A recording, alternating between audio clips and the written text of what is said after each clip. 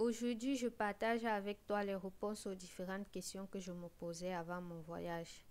Bonjour et bienvenue sur ma chaîne. Je me prénomme Manuela et je suis actuellement au Canada en tant que travailleur temporaire avec un permis de travail fermé. Je suppose que cela arrive à tout le monde de se poser des questions à l'approche de son voyage. Et avec les informations contradictoires qu'on trouve sur les réseaux sociaux, parfois il est difficile de savoir qui croire, quoi prendre et quoi laisser. J'étais pareil, j'avais certaines questions auxquelles je ne trouvais vraiment pas de réponses et ce n'est qu'une fois sur le territoire canadien que j'ai pu obtenir des réponses à cela. Alors j'ai décidé de partager ça avec toi si toi-même tu te poses ces questions-là. Tout premièrement, il s'agit des appareils que nous avons dans nos pays d'origine. Pour moi particulièrement, j'ai quitté le Cameroun.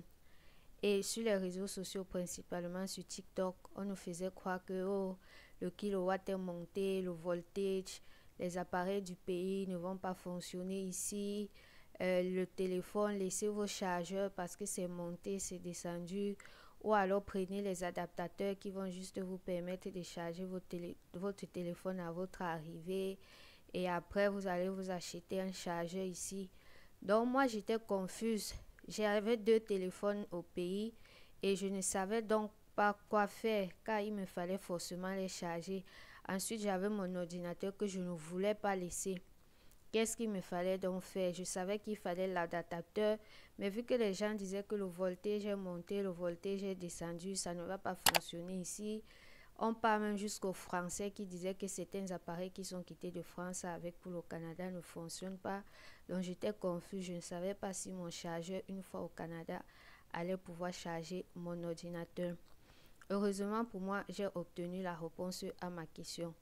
J'arrive à très bien charger mon ordinateur et à charger mes téléphones avec les chargeurs que j'ai voyagé depuis que je suis quitté le Cameroun. Je n'ai pas encore changé de chargeur.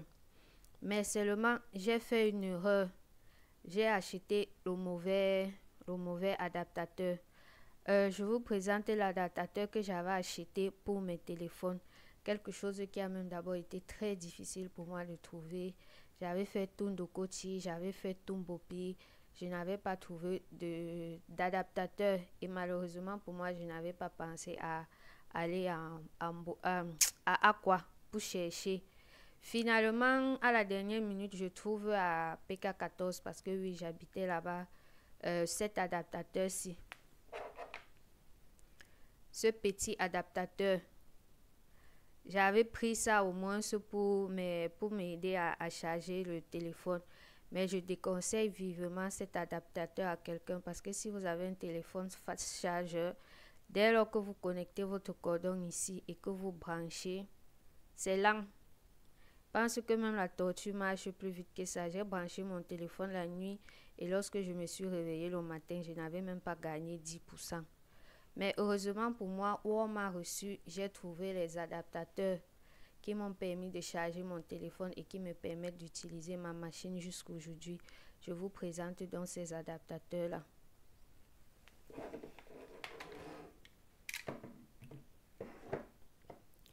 Nous avons donc ce premier adaptateur que je conseillerais à tout le monde d'acheter. Si vous voulez voyager, voici le type d'adaptateur qu'il faut prendre. Ça va vous permettre de charger vos ordinateurs et bien évidemment vos téléphones. Ici, on écrit Travel Universal Adaptator. Donc, ça permet de charger et ça a même le truc Europe. Si j'appuie sur ce bouton-ci, je fais sortir le truc Europe. Donc, en fonction de où vous vous trouvez, c'est très facile. Vu que je suis au Canada, il me suffit juste de baisser ceci et ça prend facilement les prises. Et là, je peux introduire mes différents chargeurs. Je vais par exemple mettre le chargeur de mon téléphone.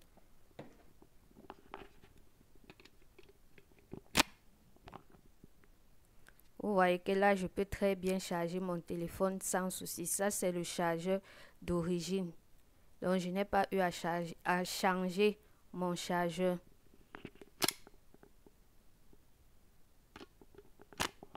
Je passe donc au deuxième adaptateur. Nous avons également cet adaptateur-ci sur lequel j'ai branché le chargeur de mon casque. Voici à quoi correspond l'adaptateur. Et voici le chargeur du casque. Vous comprenez donc que même mon casque, j'arrive à charger ça ici au Canada avec ce chargeur-ci que je connecte juste à l'adaptateur. Et après, vous avez juste à introduire dans la prise. Donc voilà le style d'adaptateur que je vous reconseille vivement de prendre. Les adaptateurs qui vont prendre vos chargeurs d'origine. Et bien évidemment, c'est pareil avec mon ordinateur. Je vous présente l'adaptateur de mon ordinateur, le chargeur de mon ordinateur.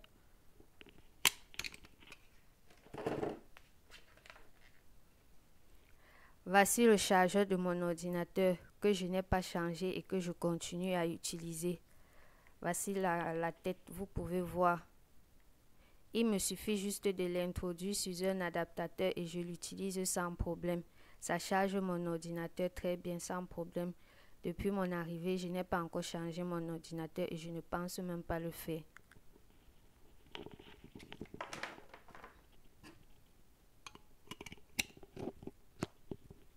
Vous voyez, une fois que c'est fait, si je branche sur une prise, je charge mon ordinateur et je l'utilise très bien sans problème. D'ailleurs, mon ordinateur portable fonctionne même actuellement en desktop. La batterie est gâtée. Je n'ai pas pu trouver une batterie de recharge. Donc, pour l'utiliser, il faut absolument qu'elle soit branchée. Et depuis mon arrivée, c'est comme ça que je l'utilise sans problème. Que ce soit sur l'adaptateur-ci ou sur l'autre adaptateur, ça fonctionne très bien.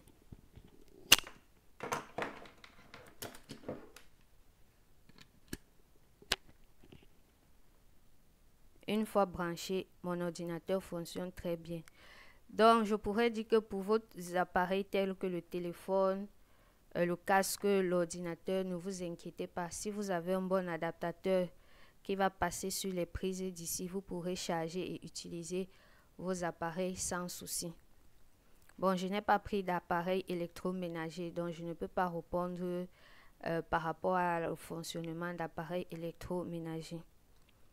Ça m'amène à parler des téléphones. Sur TikTok, on faisait également comprendre que les téléphones, il y a certaines marques de téléphones qui ne fonctionnent pas ici au Canada et du coup j'avais peur. Je ne savais pas si mes téléphones devaient fonctionner car le premier téléphone que j'ai, celui-ci, c'était un Redmi Pro, Redmi 8 Pro. Donc parfois je doutais, je me demandais est-ce que ça va fonctionner. Si TikTok, tu as l'impression qu'il n'y a que la Samsung et l'iPhone qui fonctionnent au Canada. Le deuxième téléphone avec lequel je filme, c'est un Poco X4. Bref, un dérivé également de Redmi parce que quand tu allumes, après c'est totalement comme un Redmi. Donc j'avais peur et je me demandais parfois si mes téléphones vont fonctionner. Comme vous pouvez constater, ça fonctionne très bien. J'ai des puces à l'intérieur et je n'ai aucun souci. J'utilise très bien mes téléphones. Par contre, lorsque je suis allée acheter ma puce, le monsieur m'a demandé effectivement quel téléphone j'avais parce que Tecno et Infini, Itel ne passent pas ici au Canada. Donc, en dehors de ça, si vous avez un Redmi comme moi, rassurez-vous, vous pouvez utiliser votre téléphone au Canada sans souci. Ça, c'était le deuxième point. Le troisième point, c'est l'eau. Si vous êtes quelqu'un d'économique comme moi, vous savez qu'acheter l'eau que vous devez consommer, surtout si vous buvez énormément, parce que moi, je bois à peu près, je dirais peut-être 4 litres d'eau par jour. Lorsque je suis rentrée de Dubaï, je voulais même d'abord faire la benguite. Celle qui ne boit pas l'eau du robinet, j'ai décidé de m'acheter les 10 litres là. Les bonbons de 10 litres qu'on vend. Mais 2 semaines après, j'ai stoppé. Car je me retrouvais parfois à acheter 3 bouteilles la semaine. Et 3 bouteilles la semaine font 3300 gars. Je ne pouvais pas suivre le rythme. Surtout pour quelqu'un qui est resté au Cameroun de juin 2021 en décembre 2023. Je ne pouvais pas suivre le rythme. J'ai compris très vite qu'il me fallait trouver une autre solution. J'avais donc acheté un filtre. Je puisais l'eau au forage, je filtrais ensuite et je buvais. Donc quand je voyais sur TikTok les gens qui faisaient des vidéos, TikTok ou YouTube, les gens qui faisaient des vidéos et qui dans les supermarchés achetaient l'eau, j'étais comme quoi, mais si je dois acheter l'eau là-bas, c'est que mon argent va finir alors que je veux économiser le maximum que je peux. Mais à mon arrivée, je me suis rendu compte qu'on consomme très bien l'eau du robinet sans problème. Et je pourrais dire que il n'y a que le premier jour que je suis arrivée que j'ai consommé l'eau en bouteille et dès le deuxième jour jusqu'à aujourd'hui, je consomme l'eau du robinet sans souci et je n'ai encore eu aucun souci. Mais peut-être en fonction de votre santé, vous saurez quoi faire. Mais si vous êtes quelqu'un qui n'avait pas de problème de santé et que c'était également une de vos questions, vous savez aujourd'hui que vous pouvez boire l'eau du robinet sans souci. D'ailleurs, comme je suis même arrivée en décembre et que nous étions un peu dans la période d'hiver, je buvais d'abord même l'eau du robinet tiède parce que je ne supportais pas encore le glacé. J'espère que je vous ai aidé. Ouais, je crois que c'est le point. Les autres points font partie des remarques personnelles. Moi qui a fait Dubaï, dans ma tête, j'avais l'impression que les supermarchés au Canada devaient ressembler à ceux de Dubaï et qu'on devait trouver facilement des trucs qui entrent dans nos cuisines africaines très facilement. Mais j'ai été étonnée de me rendre compte que le supermarché ne vendent que les choses à eux, les choses spécifiques à eux. Et lorsque tu veux même les arachides, le haricot, le coquille, il faut aller dans les boutiques africaines. Alors qu'à Dubaï, quand tu partais dans n'importe quel supermarché classique, tu avais les arachides, tu avais le haricot, tu avais le coquille à de très bons prix. Mais ici, ce n'est pas le cas. Il faut aller dans les boutiques africaines. Donc, si vous pouvez prendre le maximum de choses, de ces choses-là lorsque vous voyagez, faites-le. J'ai d'ailleurs même fait une vidéo sur ma chaîne où je vous présente le contenu de mon sac et je vous parle des choses que j'aurais dû prendre lorsque je venais. Euh, Autre chose, c'était quoi? Voilà, l'odeur des viandes. Pour le moment, je ne supporte pas encore l'odeur des viandes. L'odeur des viandes ici est assez forte. Donc, si vous pouvez prendre des épices qui vont vous permettre de combattre l'odeur des viandes, ça serait bien pour vous. Moi, je bouge généralement et je verse la première eau avant de continuer la cuisson où j'assaisonne. Donc, ça, ce sont mes expériences à moi dues au précédent voyage que j'ai eu. Si je me rappelle d'autres des excusez, si je me rappelle d'autres points que je voudrais bien partager avec vous, je ferai une autre vidéo. En bonus, je vais vous parler de certaines applications qui m'ont aidé dès mon arrivée.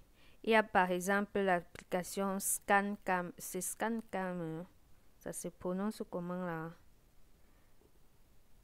Cam Scanner. Je mettrai le logo. C'est une application qui vous permet de télécharger, de filmer vos documents et de les transformer en PDF pour faire vos différentes demandes en ligne.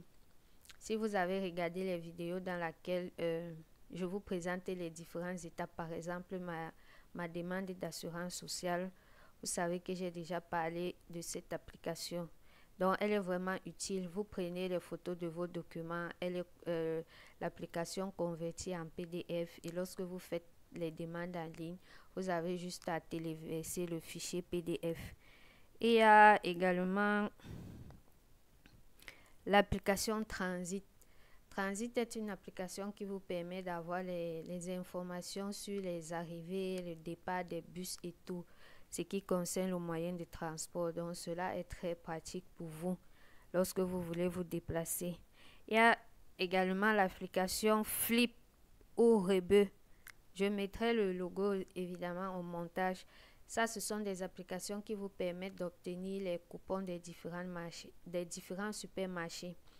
Chaque semaine, les supermarchés lancent des promotions et si vous êtes quelqu'un qui voulait vraiment économiser, alors vous pouvez partir sur ces applications et repérer les articles que vous voulez à moindre prix.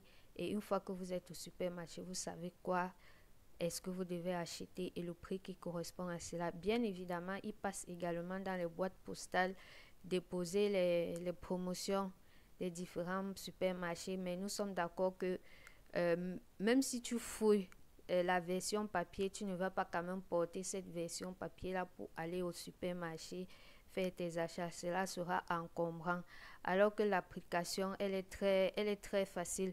Tu as juste à sélectionner ce que tu vas acheter. Ça te fait une liste qui est comme un panier, et une fois au supermarché, tu as juste à ouvrir ton téléphone et voir ce que tu avais prévu acheter et les acheter.